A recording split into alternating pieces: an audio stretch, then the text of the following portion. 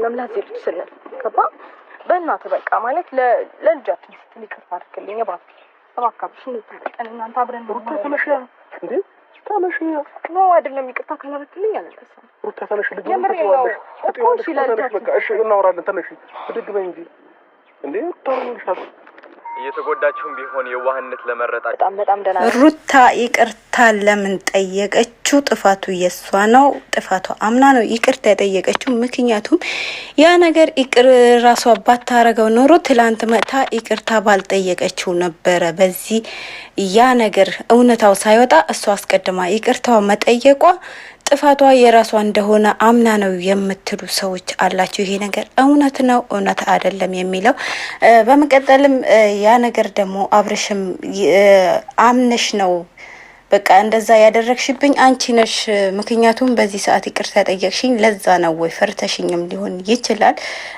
እኔ በክፋት እየወሰኩብሽ አይደለም። እኔን ላንቺ በመልካም እየወሰኩት ነው። ይህንንም ነገር ብታረጊብኝ በመልካም እየወሰኩት ነው። ምክንያቱም ያንቺ ለማረግ እኔን ከመውደድሽ እኔን ከማፍቀርሽ አንፃር እኔን ያንቺ ከማረግ አንፃር ማለት ለምን አረክሽ ብዬ በክፋት አልወስደውም ብታረጊውም። ነገር ግን ይቅርታም የጠየቅሽኝ ለዛ ነው ወይ ሲላት ነው በፍጹም እኔን ያን ነገር አላረኩም ብላለች። ነገር ግን በመጀመሪያ ደረጃ ማወቅ ያለብህ ነገር ከድሮም የሷ ነበርክ፣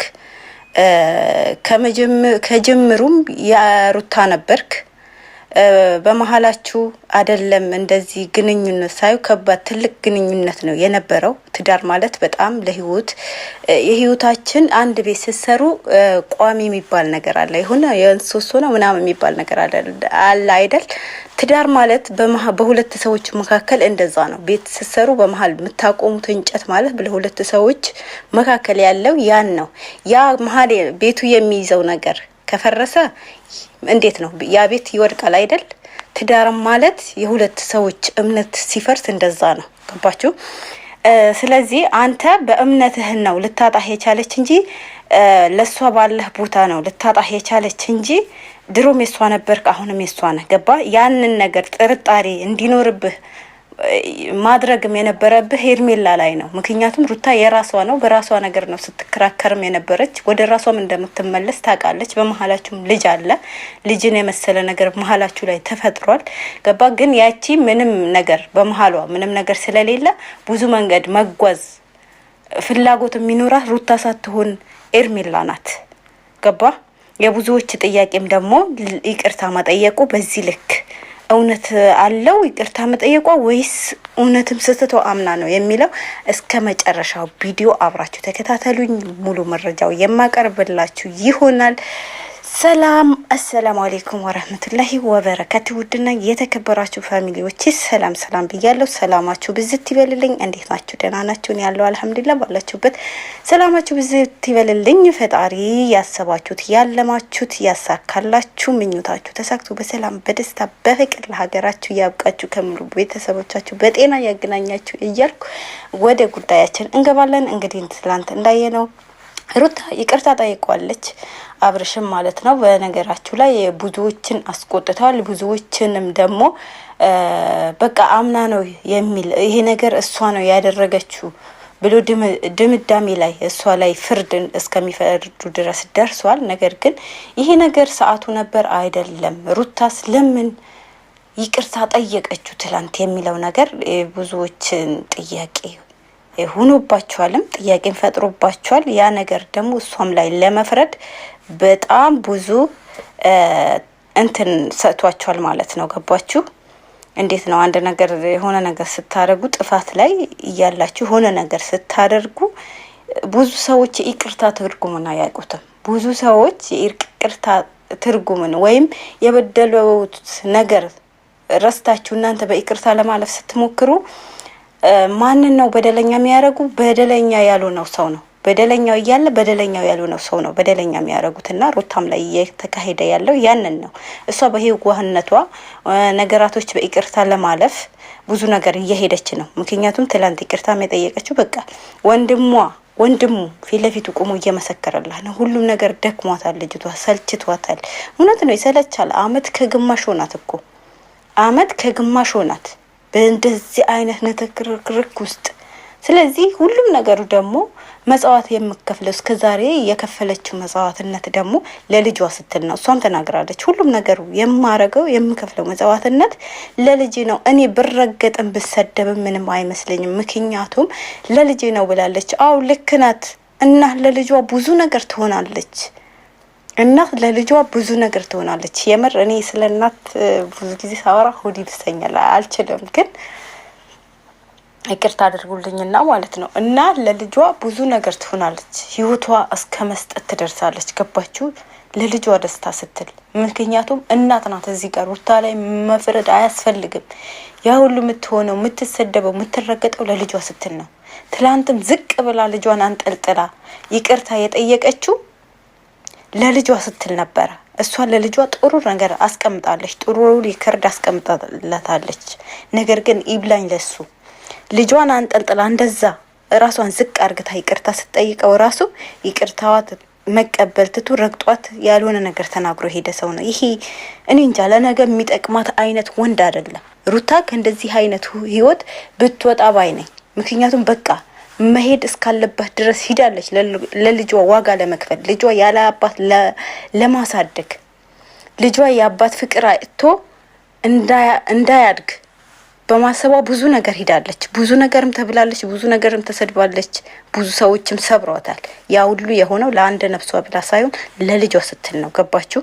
ለአንድ ነፍሱ ማንም አያቅተውም። ነገር ግን ያም ደግሞ የምትሆነው ዋእታ ወይም እሱን የሆነ ነገር እንዲደግፋት እንዲረዳት ምናምን ብላ አይደለም። ልጇ ማሳደግም ደግሞት አይደለም። ነገር ግን ነገ ልጇ የሚጠይቃት ብዙ ጥያቄ ስላለ ነው።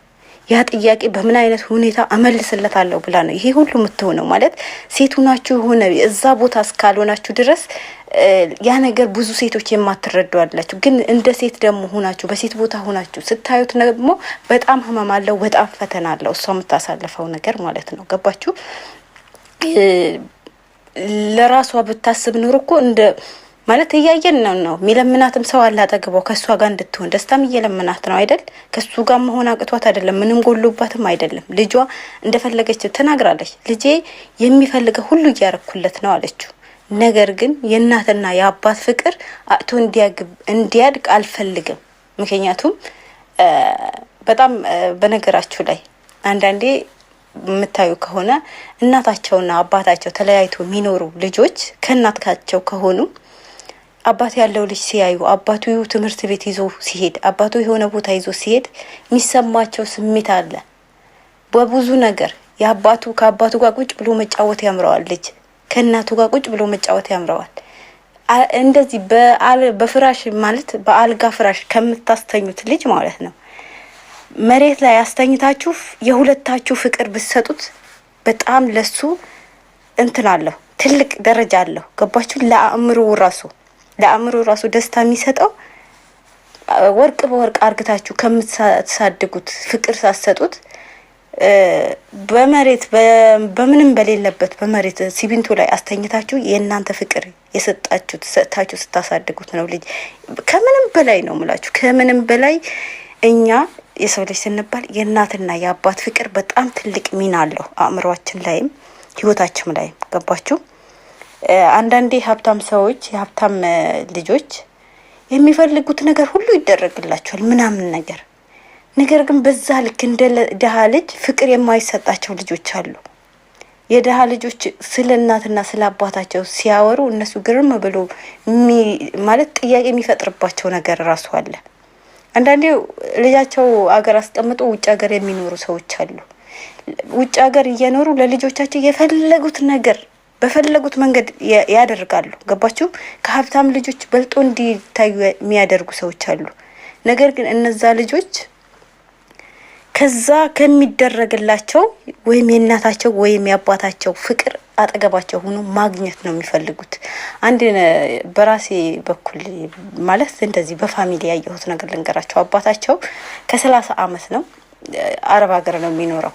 እንግዲህ ህጻናቶች እያሉ ነው ልጆች ትታቸው የሄደ ማለት ነው። እና አደጉ ምናሉ በጣም ደርሷል አሁን ምናምን ነገር ከዛ አንድ ቀን እንደዚህ ቤተሰብ ቁጭ ብሎ ሲያወራ አጋጣሚ ልጁ አባቱ ያለበት ሀገር መጣና ሲወራ ምን አረከልን አለው። እድሜ የጨረስኩት ለእናንተ ብዬ አይደለም ወይ? እንዴት እንደዚህ ትለኛለህ? አስተማርኳችሁ፣ እንደዚህ ቦታ ደረስኳችሁ፣ ትዳር አስያዝኳችሁ ምናምን አለው። እኛ አለው የፈለከ ነገር ብታረገን አለ የፈለከ አርግተህልናል፣ ግን ያ ነገር ምንም አይመስለንም አለው።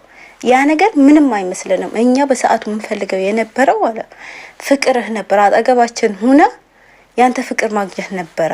ግን እንደ አባት እንደ ሌላ ሰው አባት አጠገባችን ሆነ ፍቅር መስጠት ስላልቻልክ ያንተ ፍቅርነት በምንም ነገር አናቃውም ነው ያለው።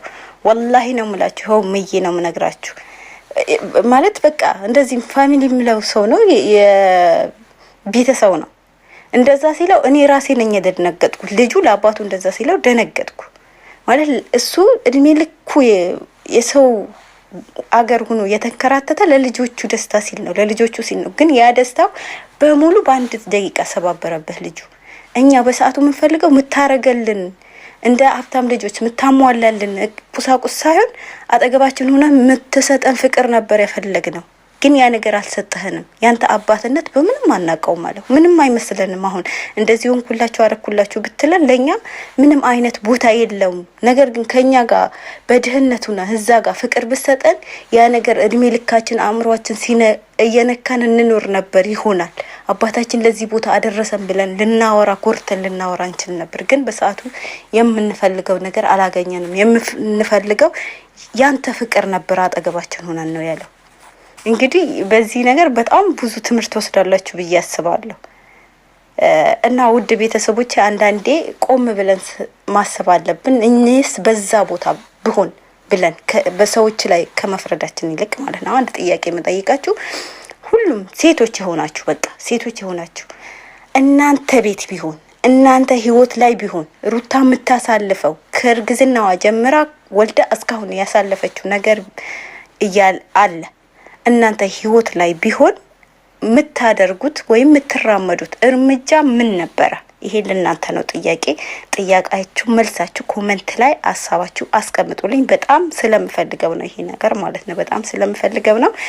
ሀሳባችሁ ኮሜንት ላይ ይሄን መልስ ኮሜንት ላይ አስቀምጡልኝ። በቃ ሁሉ ነገራችሁ ሩታ ቦታ አርግታችሁ እዩና ወንዶችም አብርሽ ቦታ አርግታችሁ ራሳችሁ እዩትና የእናንተ ውሳኔ ምን ነበረ? የእናንተ መልስ በዛ ሰዓት ምን ነበረ? በቃ ይሄንን ነው የምጠይቃችሁ። ወደ ቤተሰቦቼ ላይክ፣ ሼር፣ ሰብስክራይብ እያደረጋችሁ ሀሳብ አስተያየታችሁ ኮሜንት ላይ አስቀምጡልኝ። የተለያዩ ቪዲዮዎች እንግዲህ እንደዚህ ለመስማት የምትጓጉ ቤቱ ሰብስክራይብ ማድረጋችሁ እንዳትረሱ። ሀሳባችሁ ደግሞ ለኔ በጣም ጥቅም ስላለው ሀሳባችሁ ሁሌ ኮሜንት ላይ ማስቀመጥ እንዳትረሱ። ወዳችኋለሁ፣ አከብራችኋለሁ። ሰላም አለይኩም ወራህመቱላሂ